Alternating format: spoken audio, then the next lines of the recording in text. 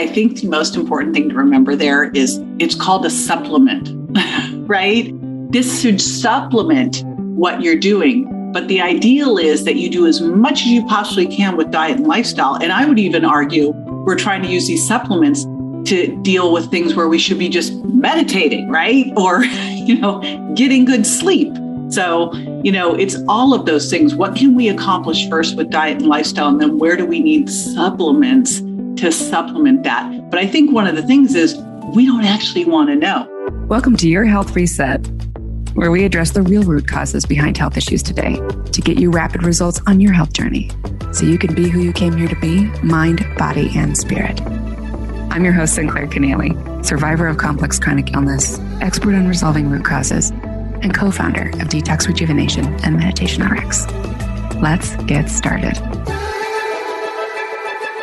Welcome back to another interview on It Starts in the Gut Summit with me, your host, Sinclair Keneally. And today I am joined by my amazing friend and health and wellness luminary, JJ Virgin. Welcome, JJ. Luminary. Yeah, I think that's appropriate for you, don't you? I like it. I'll keep it. I'll take it. She's a best-selling author. She said, God, how many TV appearances have you had, girl? Can't count them. Huh? My 10,000 hours, that's for sure. Mm-hmm. And one of your expertise areas is, although you have many, but I really want to dive into the area of food intolerances today and what we are still missing and need to myth bust when it comes to gut health and how chronic illness can actually start in the gut. And we seem to be skipping over this piece or misunderstanding it still, even though you've been talking about this for a while now. A long time. Well, I think it was 25 years ago, might even have been 30 years ago, where I went, you know what? This whole calories in, calories out thing doesn't work. Your body's not a bank account. It's a chemistry lab. And back then it was like, she said it's not calories in, calories out, right? So, and then the next thing was all about all these food intolerances. And the funniest thing with all of these things is it wasn't like I was sitting in a class and being taught this. In fact, I was being taught the opposite in reality. But what I was being taught this by my clients. And when, your hammers are nutrition and lifestyle practices, then you're going to manipulate food as much as you possibly can to see which foods are hurting someone and which foods are healing someone. Like if what you really have to heal someone is diet and lifestyle and supplements, you really learn a lot because you can't mask anything, right? Oh, such a good point. Could you start out for folks that think that they know what food intolerances are and what they do to us and actually define them so that we're all talking about the same thing? And I'll take a little poetic license too. So here's what they're not. They're not an allergy. And I got to tell you, when I first started doing this, what happened was 20 years ago, 15 to 20 years ago, I was working with a lab company and I was helping this lab company. I was going into doctors' offices and I was going in and doing talks and teaching them how to use a food sensitivity test to help their patients get compliant with their diet. Because as we know, when you see something tested, you're like, oh, I have to do that, right? Mm-hmm. And so this food sensitivity test would look at something called IgG4. It's a delayed response to a food that happens if your gut gets more permeable than it should. And these food particles get out into circulation and your body launches an immune attack and puts out these antibodies to it that actually will then create immune complexes with these proteins from the food because it's the protein triggering this. And then these immune complexes, if you're not getting rid of them, and if you're eating a normal processed American diet, you're not, because the top high-fi foods are the things that are in everything. These complexes are building up in different places. And what's crazy is, everyone thinks if you're gassy or bloated or you have constipation, you think of your gut, which I always think is funny because constipation usually has nothing to do with your gut. It's usually other things. But, we look at these things and go, oh, I've got gas, I'm cramping, it's my gut. But you don't think of the brain fog, your headaches, your skin problems, your joint pain. I've seen some of the craziest things resolve when we connect the dots between what you're eating and how you feel. So that's the first thing is I was doing these food sensitivity tests. Now, that looks at a bunch of different proteins in food, but what it doesn't look at is gluten. It's a different type of test. And it also doesn't take into account like the hormonal effects of food and some of the damaging effects that could make your gut more permeable. So when I looked at this and I was writing the Virgin Diet, I went, all right, we were literally sitting around a table, the agent, the publicist, the publisher, and we were like, what should we call it? And they're like, allergy. I go, it is not an allergy. Everybody knows if they have an allergy. They know that they eat shrimp. And this literally happened to me the other day, by the way. Like, it never happens, but I must have eaten a bad shrimp. And I blew up, my lips blew up, like my nose pooled, like everything. So you know if you've had an allergic reaction. It's not like, gee, did I have one? You've got hives or whatever. So this is not that. The reason this is so often missed is because it's delayed. It can be delayed by 30 minutes. It can be delayed by a couple days. But generally, it's a couple hours to a day later. And so you never would think, and my son's a great case in point. My son did not want to believe that the pizza he ate was giving him the migraine the next day. He was like, no way, Mom, right? Till we took it out and no more migraines. You don't connect those dots. And so when I think of this, I moved it from sensitivity to an intolerance. And intolerance really can pull in gluten. Gluten intolerance is a well-known established thing. You look at lactose intolerance, fructose intolerance, but then I also look at some of the hormonal issues that can happen when you're eating these two and the inflammatory responses. So that's why I say take a little poetic license, because when you look at the top foods that I call high fire, high food intolerance foods, there's ones that really do cause that sensitivity, like eggs and dairy were the top ones I saw, and then corn and peanuts and soy were the next ones. Gluten is much more of an intolerance, and sugar and artificial sweeteners were just causing the problem in the first place. They were disrupting the gut microbiome. They were making the gut leakier, and they were creating an environment that was easy for you to have these food sensitivities or food intolerances. This is so important to understand because we talk around this topic a lot, like, oh, yeah, and food intolerances or food sensitivities or food allergies. And we use those words interchangeably. And we're not actually taking a hard look at how much control we have over how much we're actually irritating our gut on any given day. And then we're asking our supplements to do a lot of the heavy lifting and turning to prescriptions when they may not actually be necessary at all. I think the most important thing to remember there is it's called a supplement, right? This should supplement what you're doing. But the ideal is that you do as much as you possibly can with diet and lifestyle. And I would even argue we're trying to use these supplements to deal with things where we should be just meditating, right? Or, getting good sleep. So, it's all of those things. What can we accomplish first with diet and lifestyle? And then where do we need supplements to supplement that? But I think one of the things is we don't actually want to know. I will tell you, when I first came out with the Virgin Diet, and everyone wanted to know. And here's a very funny one. Virgin Diet first comes out, and I was in JFK Airport, New York. And I'm walking there, and my book is in the bookstore, and my face is on it, right?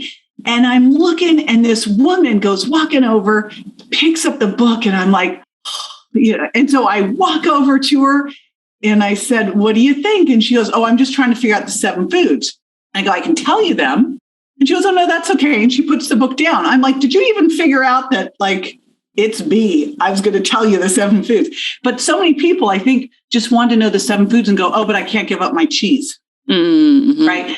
And the key thing here is, I love testing, but I think the single best thing you can do to figure out which foods work best for you and which foods don't is to take some time off where you can detox from those foods that are potentially hurting you, heal your gut so you can really listen.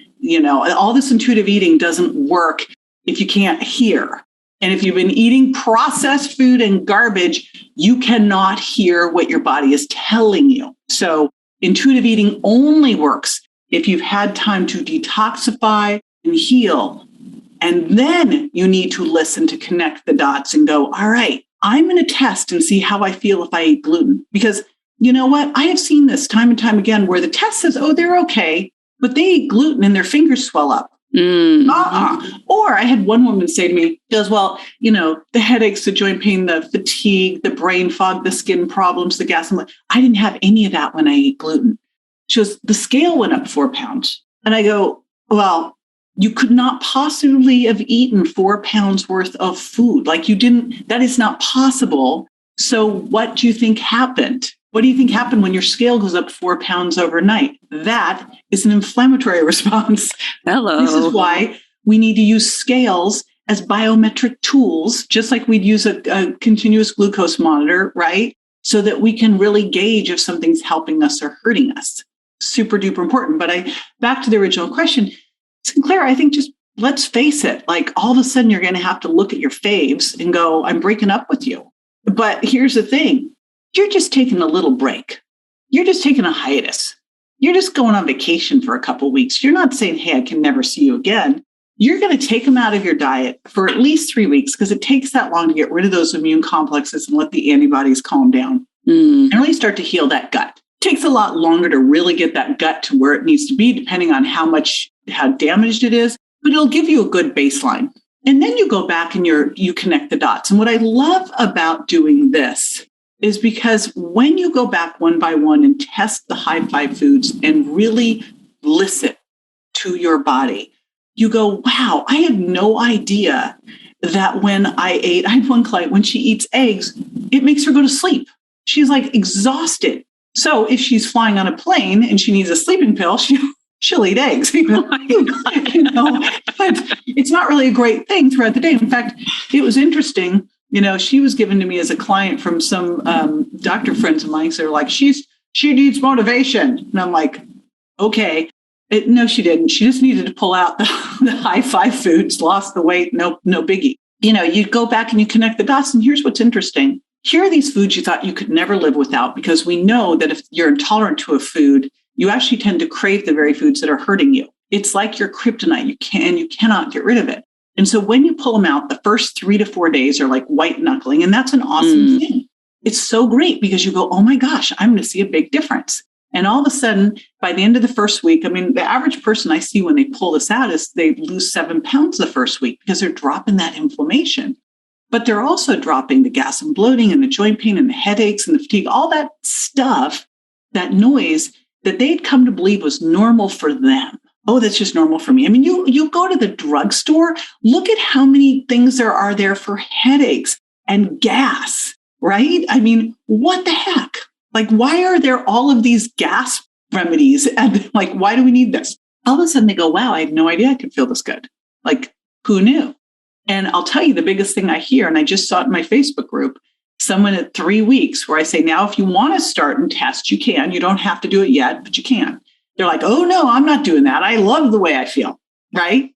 So it's a really different conversation. When you do this, you never have that conversation of, I'll just have a cheat meal, because it's ridiculous. It's like, doesn't make any sense. I think you've been instrumental in actually changing the conversation in the space about this. And I'm so grateful to you for being a pioneer in it. And I have to ask you, because you've laid it out so beautifully in just a few minutes. It makes sense to me. It sounds easy. It sounds accessible. It sounds, doable given many different stages of health or illness that you might be in. Why aren't we talking about this all the time? Why doesn't every practitioner start here? What are we missing as a community? I think this should be the very first thing that everybody does. Hands down, bar none. I'm working on my next book and new programs. And this is where I think it all starts. It always starts here.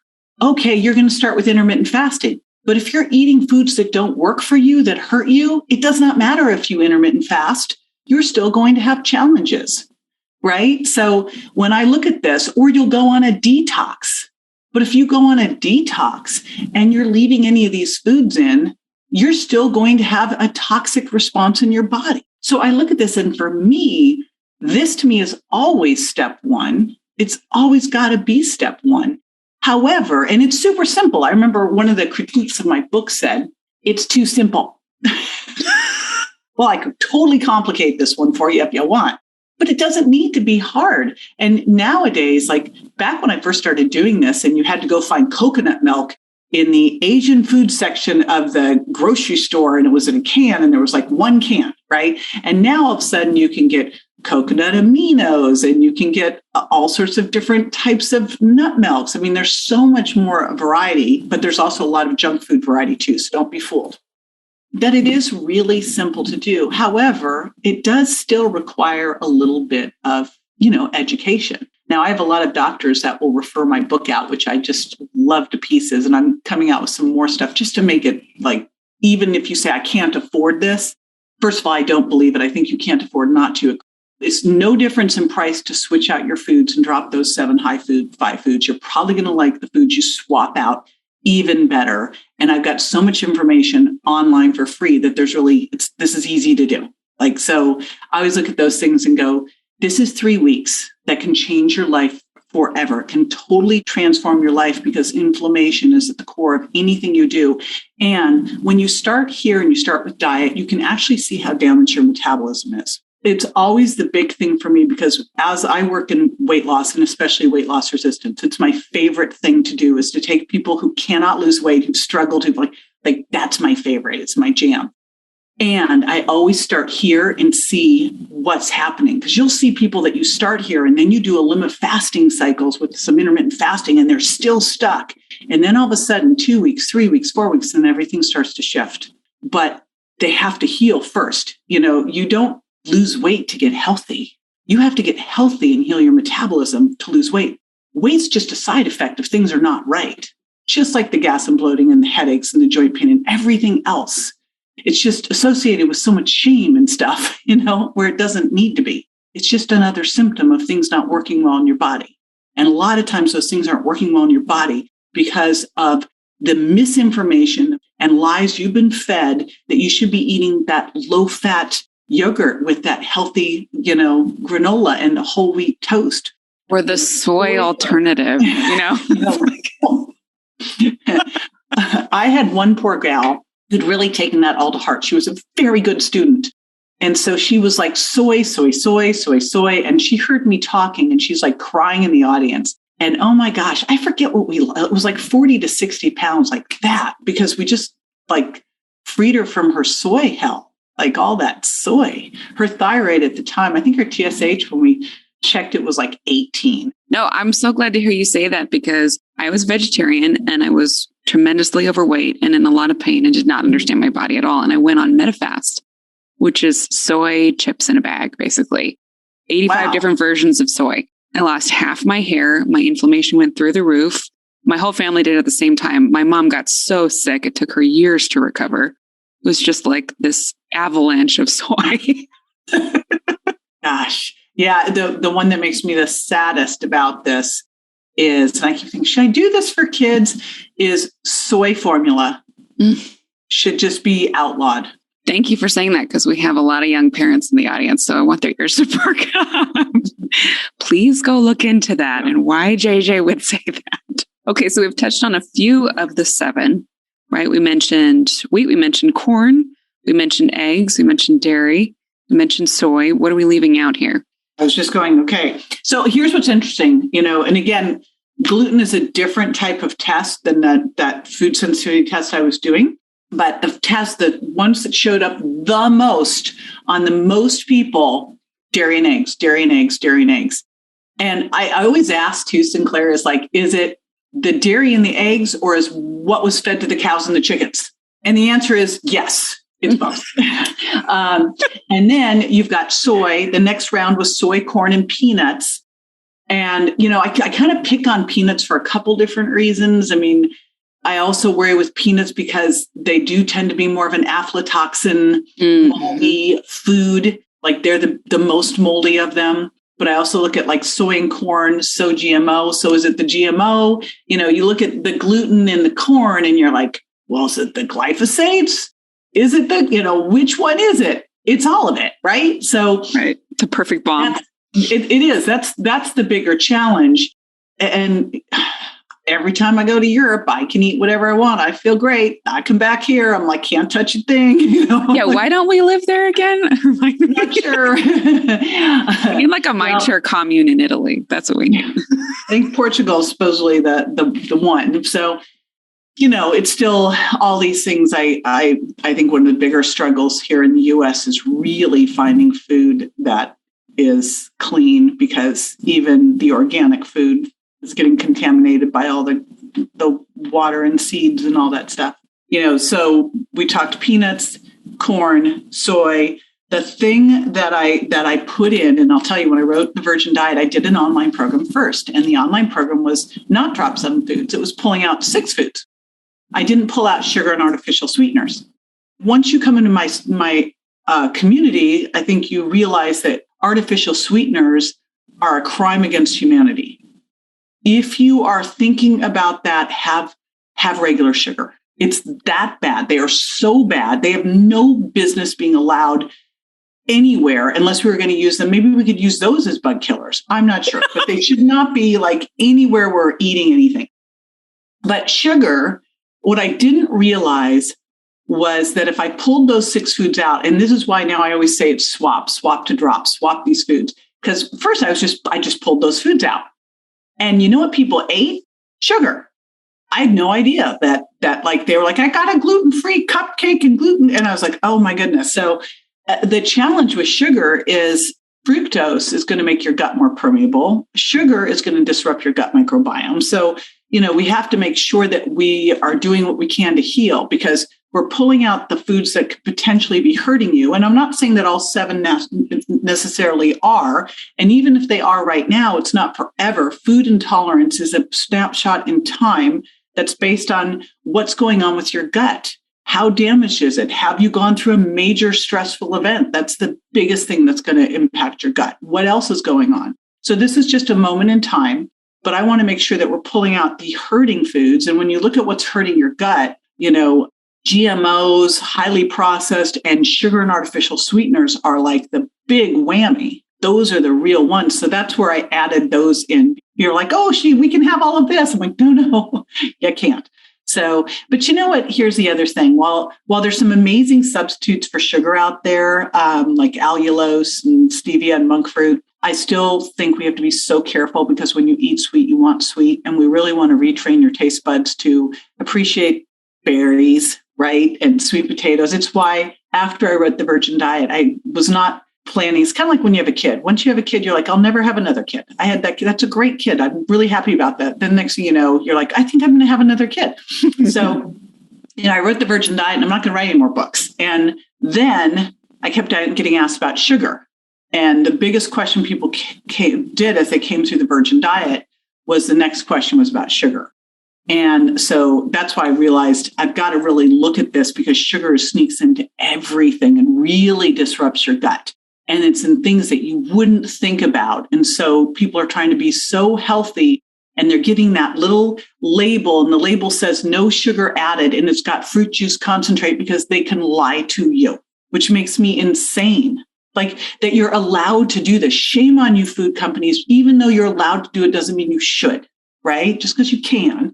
And so you'll see them lying on the labels, and they'll say no sugar added, low glycemic index. That is code that they just loaded a bunch of fructose in there. That's going to make you insulin resistant, hypertensive. That's how they induce hypertension in lab rats and damage your gut. And by the way, it's the most aging sugar, and it also feeds cancer more than the other one. So hello. Yeah. So apple juice concentrate that they can put on the label as it's not sugar. I'm not sure what it would be if it's not sugar, like magic. I don't know. I'm so glad that you started tackling the label education, because I love your posts on Instagram and TikTok, how you're just slowly helping people train up about this. If you're not following JJ, you have to, because they really are the best. What other labels, misconceptions do we have? Like for me, in our practice, people always come in like, oh yeah, all of my packaged foods, we have them take pictures of what's inside their fridge and their pantry and even their spices, just so we can quickly, okay, just show me all the crap. And they say, oh, but it's organic, So what other misconceptions do we need to? It's the organic, gluten-free, low fat and light, all the words that you can totally lie with that make me nuts. And a lot of these words like organic, gluten-free, natural means nothing. It means nothing. You're not eating plastic. So, natural is a great one, or whole grain, or, real fruit, all these things that they can put in there. I love real fruit when it's in like one of those stick things and it's like, 3%, where they can look at this. The bottom line is ideally you're buying as few labels as possible. But when you are getting the label, you're really looking at it and going, where does sugar fall into play here? 5 grams or less of added sugars, and less is better and none is the best. And that really is for at least 100 calories, and it shouldn't be one of the first ingredients. And by the way, there's so many in the Sugar Impact Diet. I list all the different names for sugar because they just give you a different name so you don't know what it was, right? And they'll list like 3 different types, but you don't know that that's actually sugar, which makes me crazy. But the other thing that we really need to watch in these products are all of these damaged seed oils, right? Thank you. Like those are the biggest inflammatory bomb in those packages. And they're pretty much in everything because they're cheap and they're stable. When they were like, let's get out the hydrogenated stuff, we'll just put in these seed oils. People won't know the difference. They'll think they're fine. They're not.